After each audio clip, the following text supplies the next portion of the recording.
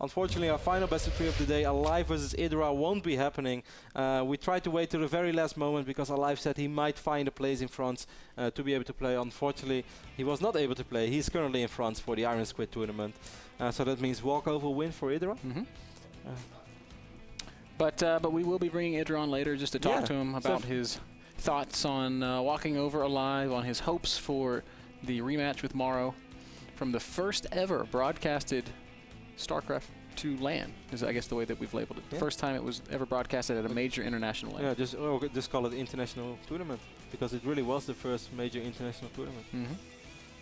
So that's going to be fun. If you guys want to see, or you guys are curious to say what the Kraken has to say and so far about his experiences of the NASL, stay tuned because after this game, Greg will be on stage and he will answer a couple of your questions as well. I believe people were able to submit questions, so that's awesome. We're going to pick out a couple of cool questions from them. Yeah, that's right. And also, be sure to come out to the Anthill Pub in Irvine, California tomorrow so you can meet the Kraken and Morrow and Rotti and me. I think it's going to be awesome tomorrow. I really think we're going to have a lot of people at the pub. I mean, really hope so. When Greg is there, like Greg just attracts people. All the fangirls come out. All the fangirls come out. All the guys who like Idra come out, and a lot of people like Idra. And also the guys who don't like Idra, they want to come out too because Idra is like. Because they want to be there if he loses. Yeah, I saw Idra lose. Yeah. It's gonna be awesome. I'm really excited for tomorrow's. How can anybody not like Idra though? Because he's really such a cool guy. He's so real. He's so pure. He's like the most pure, genuine person I know. Pure is an interesting choice of words. Why? Don't you think he's pure? There's to nothing. Me, there's nothing fake about is him. Like all white, angelic, like untainted. Okay, maybe maybe he's not that pure, but he's so real. He's very real, and that's why I have mad love and big respect for Idra. And you know, before we start talking about this game, I want to talk about one more thing. But a lot of people were wondering, like, oh, why do they even invite Idra? He hasn't done anything lately. I think, and here I'm making a point, but I think we should credit our champions a little bit more because Idra is a great champion after all in StarCraft 2. He has won 3-4 big international LANs, won an MLG, won an Intel Extreme Masters, won the Aces Rock Invitational, and then the first moment when he's not posting the same results for 2 or 3 months on a row, people start dissing him. It's like, come on, show some respect to your true champions. Simmer down now, haters. I mean, of course, like, okay, Idra does not always give the perfect example in throwing away show matches. And of course, he deserves some criticism after all. But in my book, Ben, he's still a great champion. How many people can say they won 3 big international tournaments? Very, very few. Maybe a dozen? A dozen? Yeah. Is there 12? 12 StarCraft 2 players can say they won 3 big international tournaments? Yeah, there's at least 4 Koreans, right? And then we've got guys like Idra, guys like I mean, maybe Stefano, Nani Wahak and Stefano. But that's about it? Yeah, it's pretty close to 12. Okay. Well, maybe then still, 10. He's one of the few, Ben. Well, it's still a small number if you think about the hundreds of thousands of people that play StarCraft. I know. I just think people often don't credit their champions enough. In my book, Ben, if you're a champion once a champion, always a champion? You're always a champion. And I think we're going to see a super. That's right. Let's bring back Fruit Dealer. Sunday Showdown number 6. Yeah. We're moving the studio to Belarus and flying out Fruit Dealer for a showdown. I'm not sure if Fruit Dealer will be down for that. LoWeLy does pick up one SCV over here from ThorZaIN. There is one Marine on the high ground here. Man, LoWeLy again going to go with some roach pressure. Yeah, and ThorZaIN once more going for the same build as he showed us on Antigua, and pretty much the same build as he showed us. This is just the ThorZaIN build. Yeah, this is the exact Seriously, same LoWeLy, build. just Baneling Bust again, bro. It worked so well last time. This time he makes 6 roaches. He's also got a few more drones. I think he's doing it off 23 drones this time. Last time I feel like it was maybe 21. Well, it's still pretty much the same scenario, and ThorZaIN is going to be just as prepared as he was before. But then again, I felt that the roach pressure, okay, it wasn't super effective. I also feel it wasn't that bad, man. I felt that the moment it went bad is when he started to make a lot of units mid-game, which he didn't really need. And then he started banking up 3.5k minerals because he really wanted Broodlords. Imagine if he would have just maxed out on something. I'm not going to say it would have been really good for him, but it would have been a whole different ballgame. Well, ThorZaIN does see these roaches coming now. Now, if LoWeLy had gone, well, no, ThorZaIN very intelligently sent Hellions down both paths, so he could have seen this no matter what. So nicely done by ThorZaIN in that regard. Roach is going to be getting here before the bunker finishes, though, Kev. Will they? It's going to be kind of close. But the thing is, SCVs will be able to soak up damage. The first Marauder is about to pop, and if you leave a Marauder on LoWeLy. Keston, but yeah, sure, it's a lot better for LoWeLy than it was before. Yes, and he immediately picks off that building SCV. The problem is there is a Marauder behind that wall, and they do damage so fast to Roaches. LoWeLy going to really try to get something done. Bunker does go down. Can he focus down the Marauder? That could be very good if he can. With the Marauder being microed exceptionally well. Nicely done by ThorZaIN, just kiting backward. Hellions splashing on everything. A couple SCVs going to get picked off. A single Hellion going to get picked off. Maybe a second Hellion. Even the Marauder going to go down. Yeah, still, this is pretty good for LoWeLy. He's droning up very hard behind this. He might... No, okay, he's not going to be able to pick anything else up more. Wow, look at the Marauder. That Marauder, you're not going anywhere. That one Marauder is around. He's like punching the Roach with one hand and shooting it with his grenade launcher with the other. It's a hardcore Marauder, bro. And now it's really good, though, that ThorZaIN has triple orbital. Otherwise, I really think he would have been in trouble. Let's take another look at that, since obviously nothing is going to happen once in the upcoming seconds. He's going to get there just in time, walks right up the ramp, picks off the building SCV, and a little bit of indecision here. Can't decide if he wants to attack units or the depot, or I'm sorry, the bunker, but does focus down that bunker. And gets in and does some okay damage. An excellent micro here by ThorZaIN. Look how long he kept that Marauder alive. Actually, that's insane. Microing everything independently of itself. Hellion's doing some good splash damage. Really well played. Let's jump right back into the game to see that LoWeLy has, in fact, taken a third base. Yep. 53 drones right now on the map against 40 SCVs for ThorZaIN. ThorZaIN is going to need some supply depots real soon. But triple orbital is so good. Look at the income. Look at the difference. He's mining so much more because of all those extra mules. Oh, and he's down 13 workers. Yeah. Yes, I've pointed this out to David Kim, but David Kim did not want to listen, man. I'm sorry. It's so hard to play against triple orbital for this reason, that Terran economy just supercharged. But this time LoWeLy's in better shape. He's got a little bit of control here, so he's going to be able to secure this third. ThorZaIN sees it with his SCV. He doesn't see too many drones there, so. And most importantly as well is that the upgrades are pretty much even right now. 1-1 is maybe 20 seconds ahead for ThorZaIn, but that's about it. Last time he was on halfway through 2-2 when LoWeLy barely started 1-1, and that's of course a world of difference. LoWeLy droning so hard. He's about to be at 70 drones, Kevin, and that's a difference that will pay off in favor of LoWeLy. So ThorZaIN finally going to float down towards his own third. The question now becomes, will LoWeLy be able to win late game against ThorZaIN? Because we're moving to the late game. Very clearly, we're going to see a late game. And ThorZaIN has maybe the best late game Terran control in the foreign scene. So it's so good that Koreans have said that they think he's the best foreigner. Yeah? Well, yeah. I know a few guys who would disagree with that. I think one of them is in the room. You? No. Me? Greg. Greg's not in the room. Nah, okay, but you know what I mean. Nah, but I mean, I can, for instance, a player like Naniwa, top 8 GSL code S. Naniwa, we can't forget guys like Stefano. Yes. I still think Nurchio is very, very good. Huck, of course. Of course. Masase, oft overlooked, but another very, very good foreign player. Yeah, we're going to have Sase in the next Sunday showdown, guys. Was that you heard it here first. All right. Well, we can say it. My producer just said we can say it. I don't want to say it, but I'm going to say it anyway. Sase! That was a really nice slip of the tongue by me, but fortunately I have a green light to say it. Our next Sunday showdown, so if you were still not sure if you really want to pay for the match tomorrow and just watch us in 1080p always.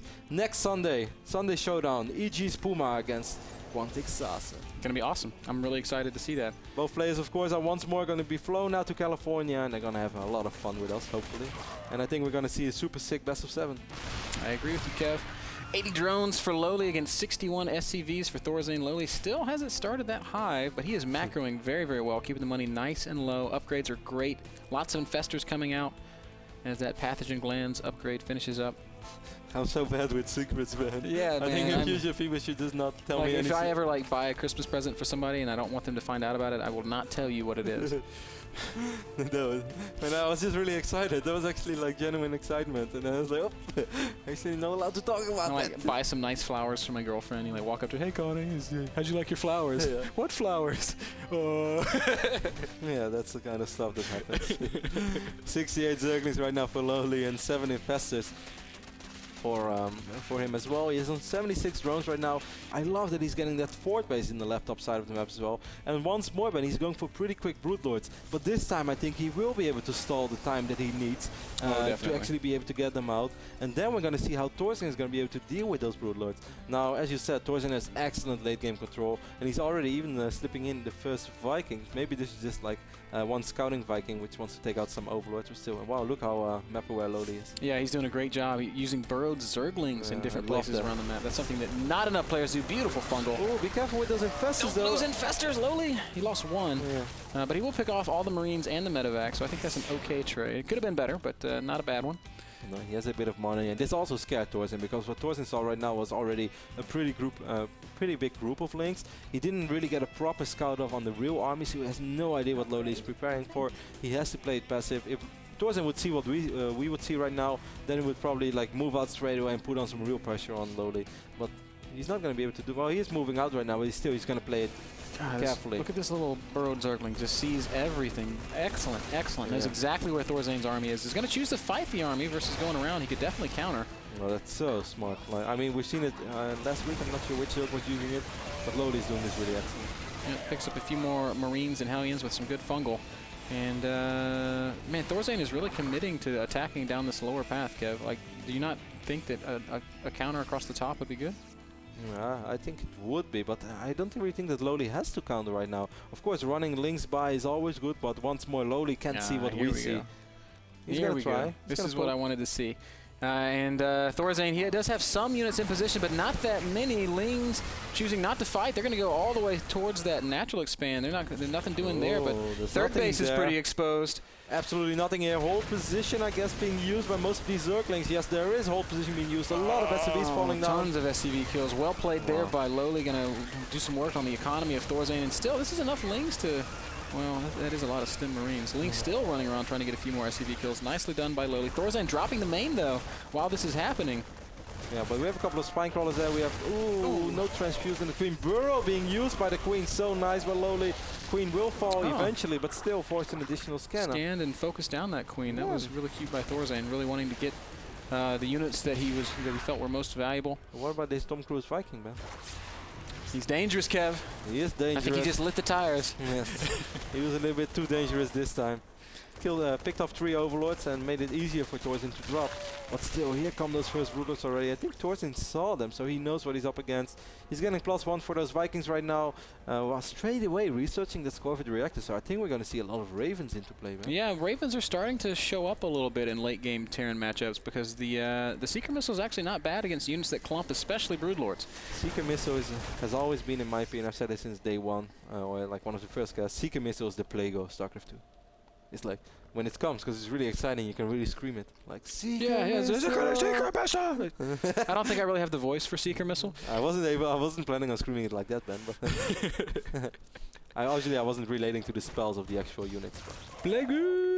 No, I can totally see that, man. And Brood Lords are a little bit slow. First Broods are out, by the way, and they're going to start applying some pressure. ThorZaIN's response is going to be to drop 16 Marines in LoWeLy's main. There are 2 infestors here with a lot of energy. Can LoWeLy see these? Yes, he can. I'm not sure if he's paying attention. Yes, he is moving those infestors right now. I'm not looking at the main army right now because he's moving back. Those Marines are, well, now they're all nice and lined up. One OK fungal going to go down. Second OK fungal going to go down. LoWeLy's sending a lot of his Zerglings back. All of his Zerglings, in fact, to defend this. And I mean, he's going to clean it up, but he's given up. He's given up on the attack. Look at the money of LoWeLy, man. He's getting 4 Ultras now as well. That's insane. He's up to 4,300. This doesn't look bad for LoWeLy. No, not at all. And he's so map aware. Catches these Marines moving forward after defending that drop. Never taking his eyes off the Brood Lords. Our Belarusian Zerg is playing excellent right now. Even sending some links to counterattack around the top half of the map, and you know, it doesn't do much. It doesn't really do much. He doesn't find success there. Do you really think that ThorZaIN is going to be able to hold this base for a long time when those Ultras start rolling out? I have my doubts. The Brood Lords are going to roll forward once again. Tanks immediately unsieging, and that means that the Lings can come in, and also at the third base, Lings are going to be doing some work. ThorZaIN comes forward with all of his Marines, a lot of infested Terrans going down. That was perhaps misplayed because now LoWeLy has less energy for fungal. He lost pretty much all of his Brood Lords, but maybe, like, they have Toys as well. Let's see how these Lings were able to do. Catching a couple of siege tanks, picking off a lot of SCVs. I love what LoWeLy is doing back because he could actually afford to lose his Brood Lords. Sure, I guess he would have loved to do a bit more with them than he actually did. But if he forces ThorZaIN right now to go up to 20 supply of Vikings, and he's going to roll in with a lot of Ultras, which is exactly what he's doing. This might work out very well for him. He's got a lot of Ultras in production. The problem that I'm having with LoWeLy's play right now, okay, here comes 30 Lings, is that with this many drones, with this many infestors, he just doesn't have much supply for Zerglings. This makes for kind of a small army, Kev. He's got 4 Ultras now. It'll be, well, okay, I take it back. 12 Ultras is a huge army. I didn't realize it was still 8 Ultras in production. I mean, I love Ultras as well, but it's always nice to have those small Lings running around, being able to swarm armies, because Ultras are really good in the straight-up fight. They tank a lot, they deal a lot of damage once they get in range, but they really do need something like a big swarm of Zerglings to be extra effective. Would also really love some Neural Parasite. In my opinion, still an underused spell. Yeah, I don't get it. Certainly when you have this much money, why would you ever not get it? Grab a couple tanks, grab those Ravens, and drop some drop some Seeker missiles on the Marines. That sounds pretty smart. That sounds very smart, Ben. Ultras and Lings going to be coming from both sides here, Kev. Big attack coming. Where are... Oh, LoWeLy, you miscontrolled the top group of units. They're just standing there. Oh, LoWeLy. Why? Now they're going to come get into the action. Oh, no, he's just move command. LoWeLy, very, very bad control here in the late game. These Ultras... So clunky. He is going to get into the third base and do some damage there, but Ultra's still completely inactive in the natural of ThorZaIN. They're just standing there. Finally, they get to work. The funny thing is that he can actually afford this because of the money he had, but he could have done so much better. Literally lost 3-4 Ultras, which were on move command, and they're still not doing anything. They're just sitting on a ramp, getting shot by a siege tank. So LoWeLy misplays that pretty badly. He's going to stay maxed though. He's got so much money. Sticking with the Ultras for a little bit longer. I would have liked to have seen another switch back in the Broods, but I guess it makes a little bit of sense to keep driving this Ultraless. But, I mean, he's still in great shape, and he has 4,500 minerals. He's maxed out. Once more, 12 Ultras are on the way. And he's also defending drops very well up at the top of the map, turning that drop around. ThorZaIN having a hard time finding any windows anywhere. His one hero Ultraless, ThorZaIN's natural, has got like 19 kills. Marines just can't get it done. Man, all that armor. Seriously, Lings are going to show up, and he's going to keep going. This is the granddaddy Ultralisk of them all, Kev. This is the kingpin of ThorZaIN's natural, man. Jump. Give me my money, jump. Just kills the siege tank, man. Well, he's going to roll waiting right for in. a new superhero movie, Ben. Finally, he's going to go down, the Ultralisk. And, oh, man, and as soon as he does fall, LoWeLy coming with another wave into the 4th expansion of LoWeLy, immediately surrounding all the siege tanks. All those tanks so easily. They were so extremely exposed. Yeah, these Ultras are not on hold position. They're going to just eat that command center for lunch. And ThorZaIN in so much trouble. GG's LoWeLy, the Belarusian, the best Zerg on the planet. What are we watching right now? What? Have you ever seen ThorZaIN so hopeless in the TVZ? No.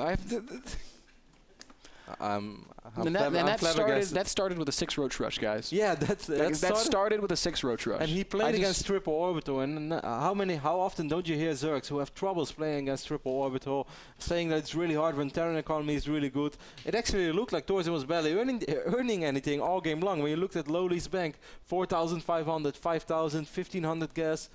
Wow. Do we have the replay of the Roaches in the early game? I would like to just point out just one more time for emphasis how this game started. LoWeLy, like the first build Zerg players learn, like you're learning to play StarCraft and you can never win, and you ask your friend who's like Diamond League, hey, how do I win games? He's like, well, you should just 6 Roach Rush. And I'm like, well, how do I do that? And he's like, okay, well, you just go up to 18, build 2 Overlords, and then make Roaches. And well, LoWeLy did it a little bit differently. It was a little bit more refined. Wow. But LoWeLy is 4-0 right now, Ben, in the NASL Season 3. And he is partying in Belarus tonight, man. Yeah. He's not like spending money in clubs. He's buying clubs. $150. I'll take. How much for this joint? How much do you got? 150. Well, here you go, sir. Here are the keys. I'm gonna retire. Yes, I'm rich. Guy kisses the $100 bill, checks it 3 times on the hologram. He's like, all right, this is real. Oh man. So, wow, really, really nice play there by LoWeLy, taking out ThorZaIN, the DreamHack champion. Wow. And here it is. This is how it all started, Kev. What's your suggestion for an aspiring Zerg player? 6 Roaches. Hey, why not? Or 12 pull, 12 gas into Baning Bust. Yeah, that was also pretty damn effective. Like, both builds are really good against the builds that ThorZaIN just displayed. Absolutely, I'm really stunned that this is even possible. ThorZaIN, a player who went to the finals in the previous season, is now 1-3, and LoWeLy. Who even mentions LoWeLy when you think of good Zerg players of Europe? What are the names you always hear? You always hear Stefano, Nurcho, Red, Dimaga, Moro, and then you hear players like Bly, Biggs, Slivko, Snoot even pops up. Snoot, Aricio, whoever mentions LoWeLy. And people are going to have to start talking about LoWeLy. This guy is playing some sick StarCraft. I was going to say at the top of our cast that he's had an easy run so far. Hey, he's 3-0, but he hasn't played the best guys in his group. ThorZaIN is one of the strongest players in this group, and LoWeLy just took him out. Yeah, and in what fashion? Like, that last game was so dominant. I don't even know where it was kind of like when you play against Computer Insane when he earns 3 times as much as you know? Then he has an insane amount of money. That's kind of how I felt watching that game. I think we have to dub that the Kingston match to remember. ThorZaIN versus LoWeLy. LoWeLy comes out on top. That definitely was a match to remember.